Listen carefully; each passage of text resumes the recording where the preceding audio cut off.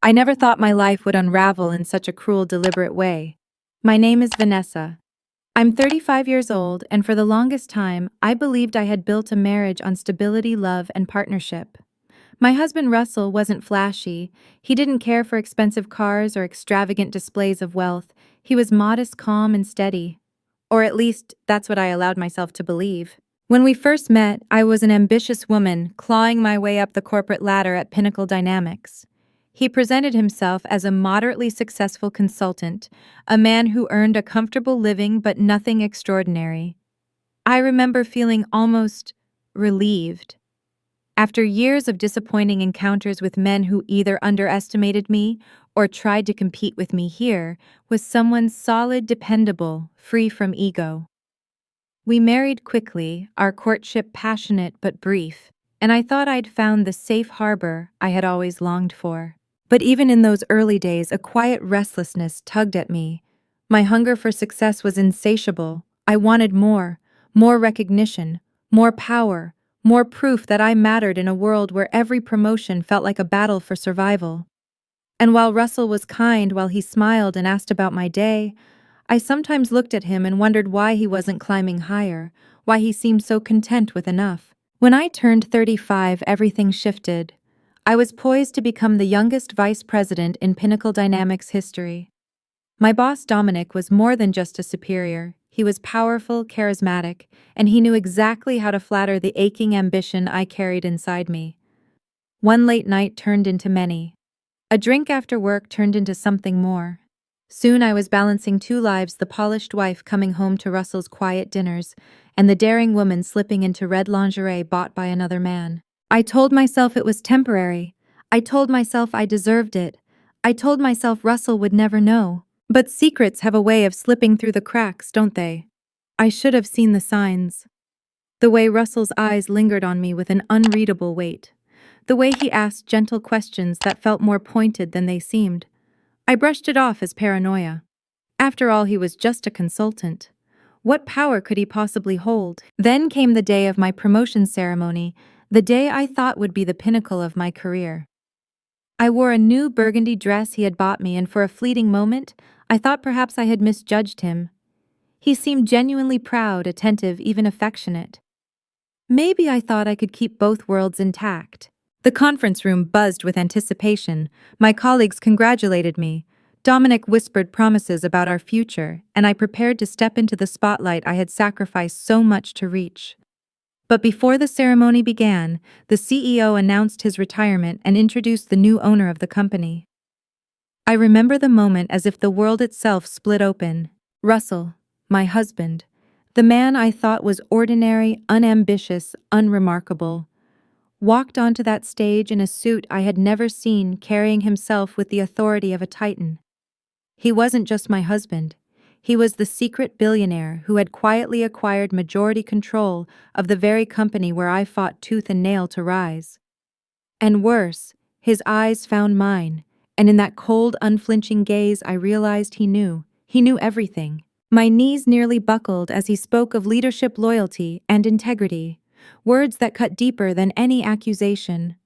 Dominic paled beside me, his bravado evaporating, and suddenly I understood I wasn't standing on the edge of triumph. I was standing in the middle of a trap Russell had been building for months, and the walls were closing in. That night, I could barely breathe. When Russell finally summoned me to his office, the truth was merciless. He had known about the affair for 8 months and 3 days. He had documented every lie, every betrayal. He hadn't raged, hadn't screamed, hadn't begged. Instead, he had orchestrated a stage where my humiliation was the centerpiece, and I could do nothing but stand in the ashes of my own making. And yet, even then, some part of me believed I could explain that maybe he would forgive me. But Russell's words cut like glass. There's nothing to fix. Our marriage ended the moment you chose him. Divorce papers would follow, he said. My access to our home revoked. My name reduced to whispers and pity in the very hallways where I once commanded respect. I thought betrayal was a secret wound, but standing there stripped bare by the man I once called my husband, I learned the truth. Betrayal doesn't just break hearts, it detonates lives. The days that followed felt like drowning in slow motion. I walked through the corridors of Pinnacle Dynamics like a ghost, my colleagues' whispers trailing me like daggers. Dominic avoided my eyes, his once slick confidence replaced by a desperate shrinking silence. He knew he was finished too, Russell had seen to that. But unlike Dominic, who could slither into another company and rebuild, I had been gutted from the inside out. My career, my marriage, my reputation, everything I had fought for, reduced to ashes in a single night. I moved into a small apartment far from the glass towers and polished conference rooms where I once felt so powerful. The walls were thin, the furniture secondhand, the silence unbearable. At first, I kept telling myself Russell would calm down, that maybe after the divorce papers were filed, he would show some mercy. But every envelope from his lawyer reminded me otherwise. He wasn't interested in reconciliation, he wanted to erase me. And yet part of me couldn't even hate him for it. Because wasn't this exactly what I deserved?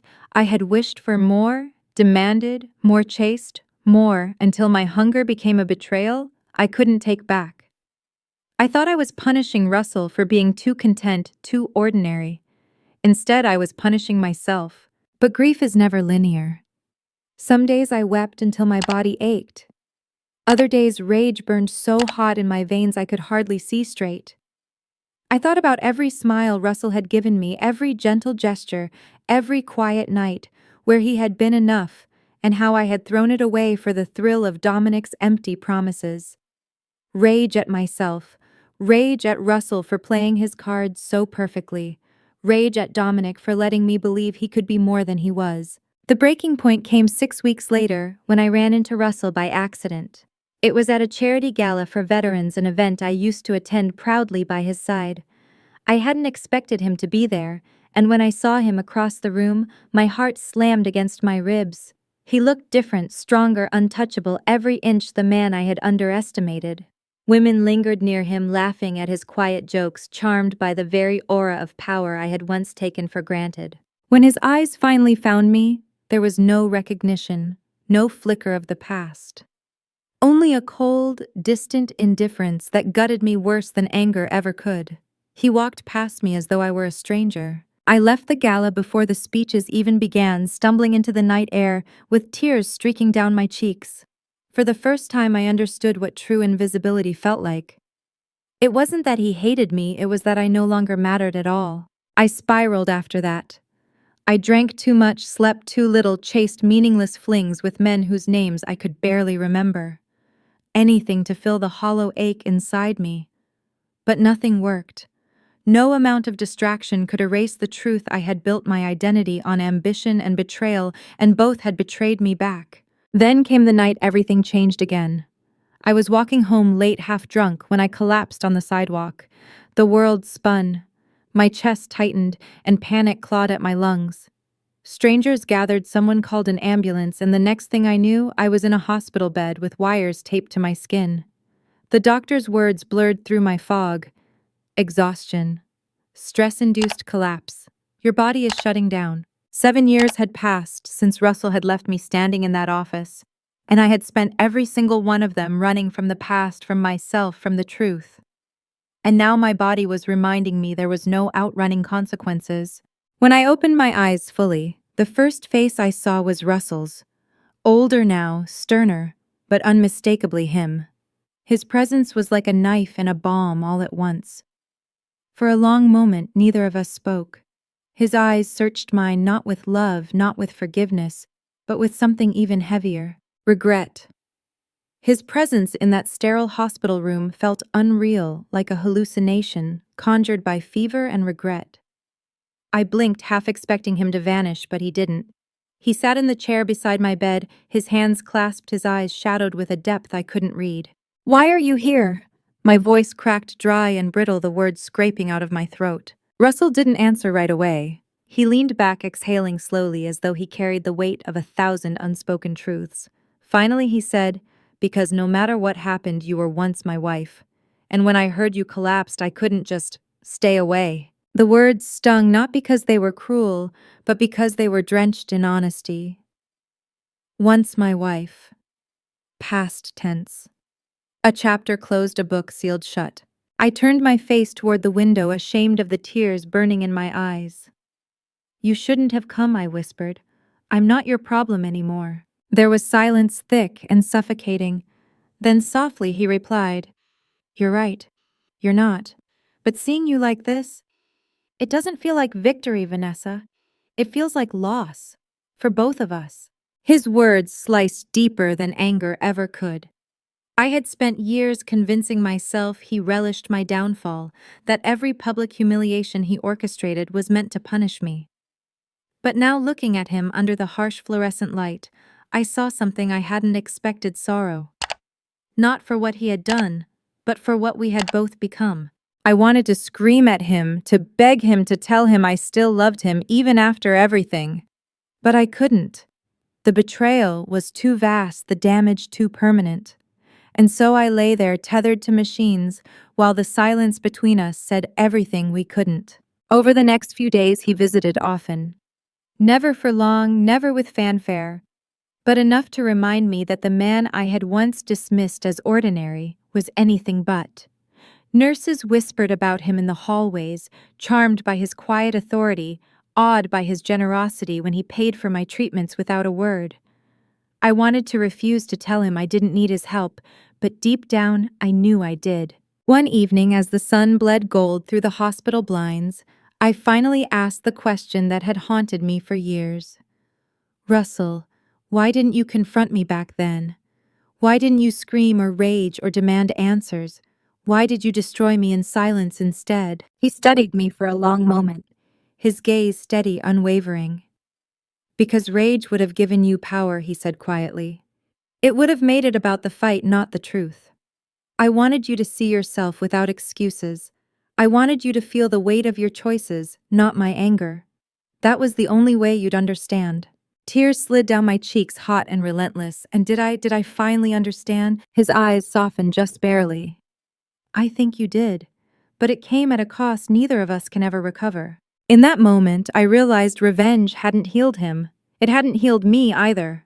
All it had done was carve deeper wounds, leaving scars that even time couldn't fade. When I was discharged, Russell didn't offer to take me home. He didn't promise reconciliation or forgiveness. He simply pressed an envelope into my hand: documents for continued medical care, contacts for counseling, enough support to get me on my feet. This isn't pity, he said firmly. It's closure. Take it. Use it. Start over. I watched him walk away down the long hospital corridor, his figure shrinking until it disappeared. And I knew with a clarity that shattered me all over again that this was the true end. But maybe, just maybe, endings aren't always punishments. Sometimes they're a kind of mercy. The final severing of chains we've dragged for too long. When I stepped back into my apartment after the hospital, everything looked the same, yet I was not the same. The worn-out couch, the dishes stacked in the sink, the silence pressing against the walls. It all felt like a reflection of the person I had become. Broken, small, diminished. For years I had let bitterness define me. I had tried to run from shame, to bury regret under fleeting distractions, but nothing had worked. Now, after facing Russell one last time, I couldn't run anymore. I sat at the edge of my bed that night, staring at the ceiling, and let myself feel everything: the humiliation, the betrayal, the grief of losing the man I had once loved, and the gnawing truth that I had destroyed myself long before he exposed me.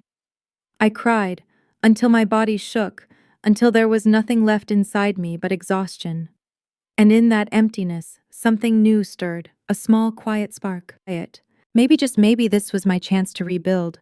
Not for Russell, not for Dominic, not for anyone else, for me. The weeks that followed were brutal. I started therapy, dragging myself to sessions where I had to peel back every layer of self-deception. I faced the ugly parts of myself, the hunger for validation, the arrogance, the way I had treated love like a safety net I could discard when ambition called. It was like holding a mirror to a stranger and admitting she had once been me. I began volunteering at a local shelter, working with women who had survived betrayal, abuse, abandonment. Their stories humbled me. Their resilience inspired me. For the first time in years, I felt connected to something bigger than my own pain. One afternoon, while helping a young mother fill out job applications, she looked at me with tear-filled eyes and said, "I don't know how to keep going." I squeezed her hand and whispered, "One step at a time." That's how I'm doing it too. And in that moment, I realized healing wasn't just about erasing scars, it was about using them to guide others through the dark. I never saw Russell again after the hospital. Sometimes I imagine him in his world of power and influence, steady as ever, untouched by the storm that had consumed me. Other times I allow myself to wonder if he ever thinks of me not with love, not even with hate, but with a kind of bittersweet acknowledgement of what once was. I'll never know. And maybe that's how it's meant to be. 7 years of running had nearly destroyed me, but standing here now, I see those years differently. They were punishment, yes, but also preparation. They stripped me down to nothing so I could finally learn the truth. I had been too blind to see love built on lies is never real, and ambition without integrity is just another form of self-destruction. If you're listening to my story, if you've ever felt the sting of betrayal or the weight of your own mistakes, I want you to know this: you are not beyond redemption. Pain can be a prison, but it can also be a teacher. And even in the ruins of what you thought your life would be, there is a chance to start again. So thank you for walking with me through this painful confession.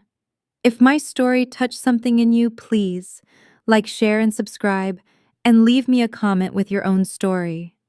Let's remind each other that no matter how deep the betrayal, no matter how heavy the regret, healing is still possible. Because sometimes the greatest revenge is not in destroying those who hurt us, it's in refusing to let the hurt destroy us.